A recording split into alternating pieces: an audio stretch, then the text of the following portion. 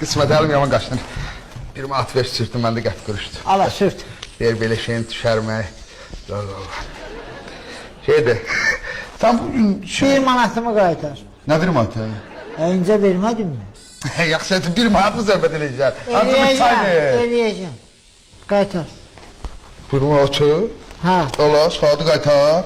Saatı qaytar. Dəqiq. Hə, saatı qaytar. Ala. Bana ver, sən bir də bu saat taxtın. Hə, sənin canın. Taxtın mı sürt? Bəli, cüt-cüt ağacam, mənim deyim, özüm bilərəm. İndi paltarımı qaytar. Nə paltarı? Əynindəki paltarı. Paltarı qaytar. Burada yox. Ya buraya, paltarına bax. Hə, buna bax, hə, bunun bana dediyinə bax. Ver görüm, ver Sənin görüm. paltarına qalmışam. Hala sən sarışqa. Hə, ver. Hə. Olsun. Hala sənin şalvarın, ay qaqaş. Mənə heç nə lazım deyil. Baxım görüm cırı verəməyibsən ki. Hala çorabını gətir. Ha, çorabım, ha bu. Hala Asablaşdı. sənin maykan. Ha, Bu da sənin zibilin. bu lazım deyil. Qoy qalsın sənə.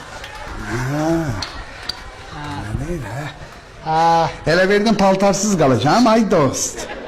Hə? mənim hamam xalatımı da qaytar. Aman xalan. Hə, bir də qayıtdınız.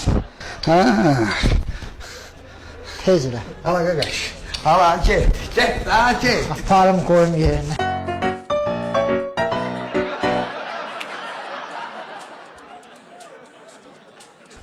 Talih. Bu nedir? Bu nedir? Bu ne giyimdi? Nə desəm inanmayacaq. Amma sən mənə etibarla. Mən təmizəm. Tut, Başım. təzə stildir.